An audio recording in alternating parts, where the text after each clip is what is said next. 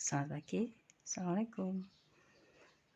Pagi ini kita mulai dengan lanjutan tag berita ya.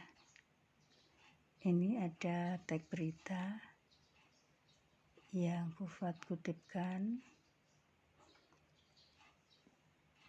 Saya bacakan sebentar ya. Berita ini 10 hari menjelang Lebaran, Sabtu 15 November, Pelabuhan Penyeberangan Merak mulai dipadati truk. Truk-truk tersebut mengangkat barang non-9 bahan pokok atau non-sembako. Tingginya arus truk dalam 2 hari terakhir berkaitan dengan adanya larangan melintas bagi truk non-9 bahan pokok atau non-sembako pada tanggal 21-25 November. Larangan tersebut berlaku bagi truk bersumbu lebih dari 2, truk gandengan, truk tempelan, dan truk kontainer. Penumpukan truk bersumbu 2 tersebut di Pelabuhan Merak menyebabkan antrean truk sekitar 100 meter dari pintu masuk kapal. Antrean terjadi di dermaga 1 hingga dermaga 4. Tetapi antrean tersebut masih dalam batas normal. Antrean belum membludak keluar area parkir pelabuhan.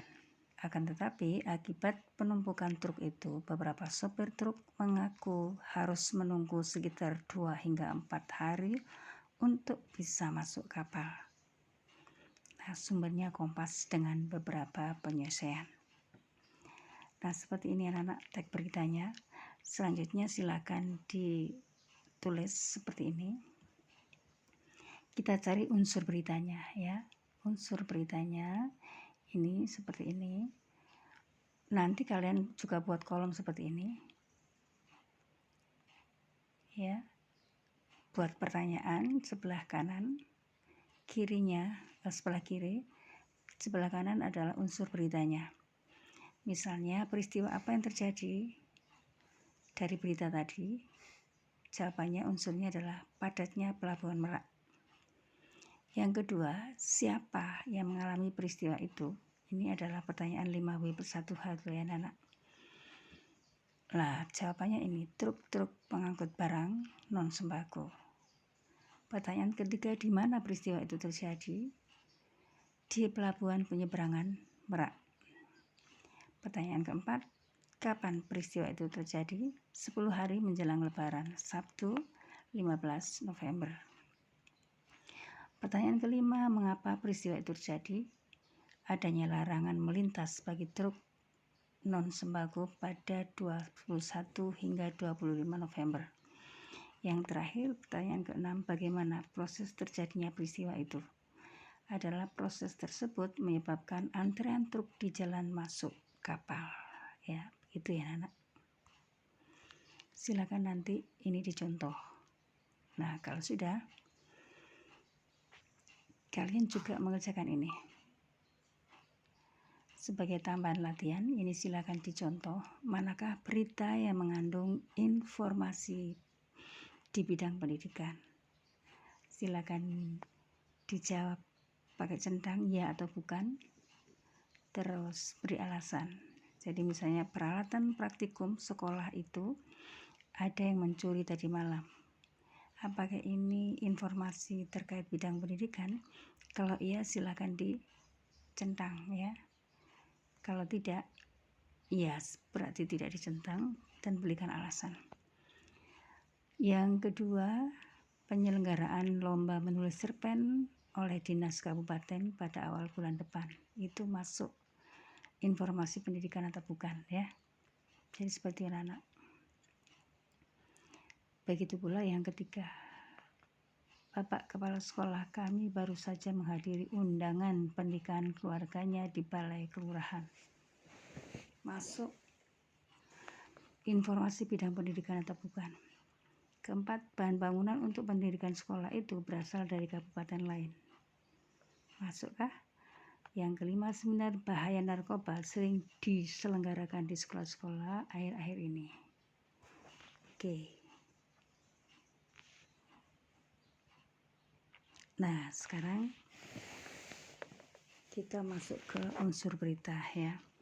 Unsur berita itu seperti dulu sudah kamu perhatikan ya kan, bahwa berita itu disajikan dengan piramida terbalik ya kan. Informasi yang paling penting diletakkan di atas. Semakin ke bawah, informasinya semakin berkurang nilai pentingnya ya. Nah, itu disebut dengan lead berita ya. Lead berita itu ini adalah teras berita atau kepala berita, adalah bagian pembuka teks berita. Letaknya ada paling atas atau paling awal. Ini contohnya. Kita tampilkan dari Kompas. Ya, mulai dari ini, Jakarta Kompas.com. Jumlah pasien positif COVID-19 Jakarta berjumlah 17.995 orang hingga Kamis ya. Dari total kasus positif itu sebanyak 11.302 pasien dinyatakan telah sembuh. Sedangkan 767 pasien lainnya meninggal. Ini contoh lead ya anak-anak. Yang berikutnya ini, Banjarnegara Kompas.com. Fenomena embun es kembali terjadi di kawasan dataran tinggi Dieng, tepatnya Komplek Candi Arjuna, Desa Dieng Kulon, Kecamatan Batur, Kabupaten Banjarnegara, Jawa Tengah. Itu contoh lead ya anak-anak di tubuh berita. Yang berikutnya, yang kedua dari urutan struktur adalah body ya anak-anak. Adalah bagian tengah dari sebuah teks berita atau disebut dengan tubuh berita, merupakan kelanjutan dari lead ya. Nah ini, jadi unsur 5 yang tadi dikembangkan lebih jelas, lebih terperinci untuk menjawab yang dulu juga sudah dijelaskan, untuk menjawab penjelasan mengapa dan bagaimana proses terjadinya berita itu ada pada tubuh berita. Nah yang terakhir atau ekor berita atau leg atau tail ya. Jadi bagian ini tidak begitu penting. Nah contohnya ada di sini. Berita berjudul